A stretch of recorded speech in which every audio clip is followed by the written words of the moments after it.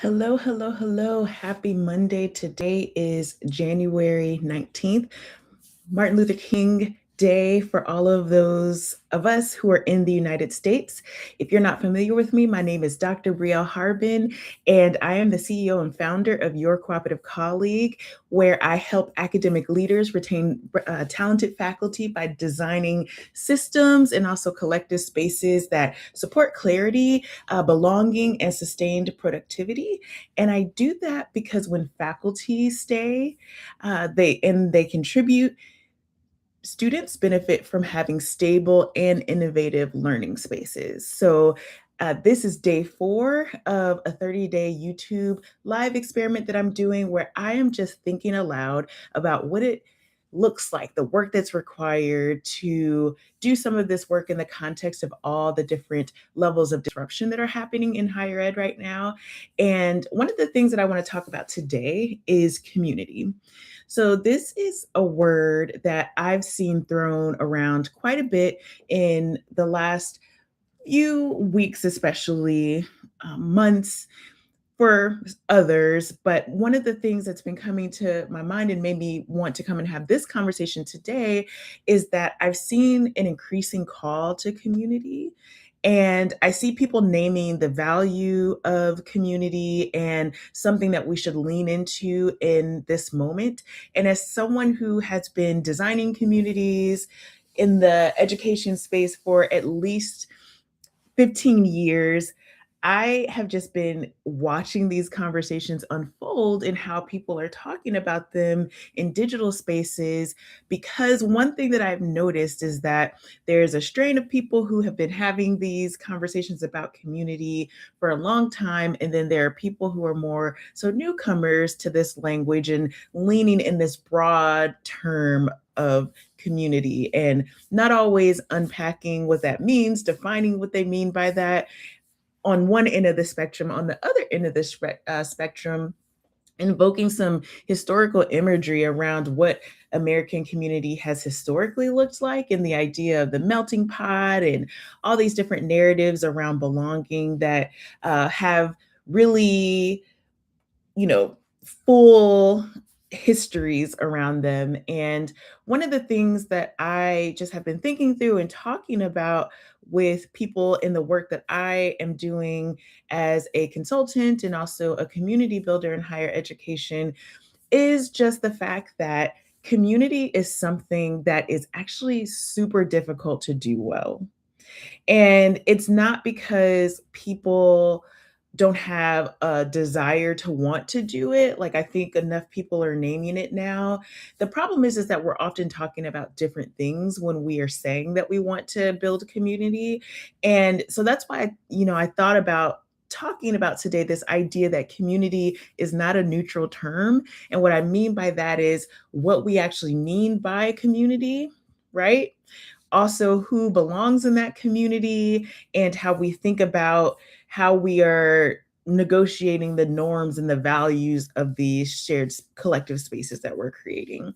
That's actually where the really messy work comes in. And one of the things, I'm a political scientist by training. One of the things that I am often wanting to talk about and with my students when I'm teaching about politics and difference and belonging and things of that nature is that there is a physiological resistance that folks have to difference. It's on a biological level, like our brains have so much that they are encountering in our daily environments. We're constantly scanning for sameness, which brings feelings of safety. Difference brings feelings of threat. And so when I think about community and how it's not neutral, that's really a core of the work that I see that we have to really grapple with when we talk about community. This isn't trying to name or shame different people for what is a human condition, that all of us tend to want to be around things that make us feel safe and things that are new, that challenge our existing priors, the existing stories that we have about people, spaces, places. Those are all registered as threats to us. And so I think when we are wanting to build community, we have to keep that in mind just because we can use different language around community, but especially in a moment right now where things are so fragile and people are, have lost hope, people are looking for some belief that things can be different. One of the things that I want to avoid is not just, I want to avoid is just using these buzzwords uncritically and then not doing the deeper work. And then we're still in the same position after all, because we haven't done that work. So, some of the things that I have been thinking through is like, what does it look like to actually build community in this time? And I think that there are levels of this work, right? Like we have to have conversations about what does community actually mean to people? Does that mean your family? When you say your family, does that just mean people in your household? Or are you talking about the people who are in your neighborhood or in your state or in your region or in your country? Because depending on how you are defining that, that has real implications for who you're going to work hard to listen to or to think about or to consider when you are building your community. And one of the things that I have noticed in my own work with trying to build community is that sometimes it's very challenging to hold different things to be true at the same time, right? Like complexity slows down the process, right? People want quick solutions. And so one of the things that I have been challenging myself in my own work to do is to not be uncomfortable with sometimes things moving slower, that there being a level of intentionality is actually very powerful because when you slow down to ask questions, to listen, to show up in spaces that you might not otherwise, it's all food and water to our thought process. And so in this moment, while it could look and feel nice immediately, we get a dopamine hit out of having a book club with people who, are like us and we are in a similar thought bubble. What does it look like to build the skill to go into spaces that perhaps people aren't agreeing with you and to actually listen for understanding, to hear like what is the value in what those people are saying, and also what can we borrow from it, what might not be productive, and to hash that out together. To me, that's the work of community. Community is not just coming up into a shared space, and especially if that shared space is only people who think and look like you or have your same similar experience. The real challenge of community is really the idea that we can have different ways of thinking, approaching things, and still have a shared sense of obligation to one another. And so for me, when I'm working in the way that I'm thinking about community building, is that is the skill that you have to build, are skills that you have to build.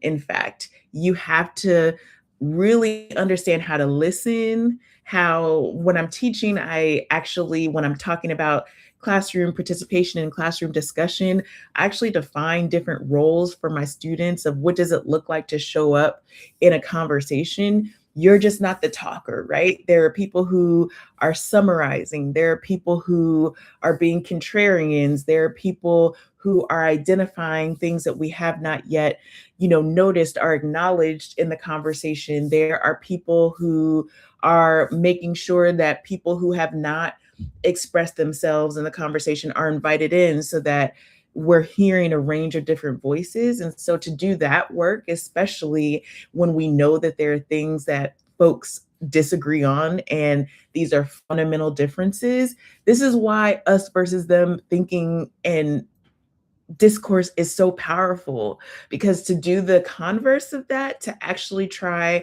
and build solidarity around the idea that you can think what you think, and I'm going to think what I think, but we can still be cordial to one another and we can still be accepting of one another. And also, this line between what is acceptable versus harmful. Uh, what is acceptable when it might be harmful to other people, and what should we think about as that fine line of what we consider to be the difference between free speech and, things that should be more regulated. There's just so many different layers to it. And so for me, I don't have all the solutions. It's partly why I'm here doing this series, but I do want the conversation to actually be about that.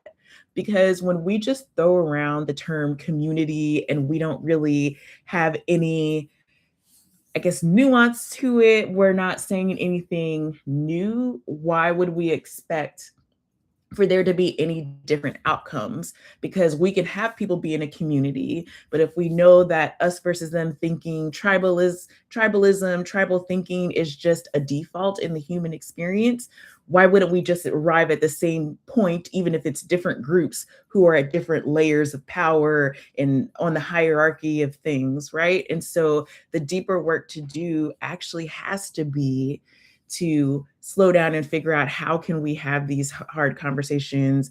This is why I do work on civic courage, because to me it takes courage to show up to difficult conversations, to places, spaces where you know that you either are not in the majority or people will disagree with you, and still persist in showing up with a level of humility when it's easier to just let our ego drive us. That to me requires courage. And so to me, the work that I am doing with institutions, with my friends, with my family, with myself, frankly, is just figuring out how can I build our capacity, my capacity to do this, because in order to move through this moment and be different on the other side of it, we have to be different.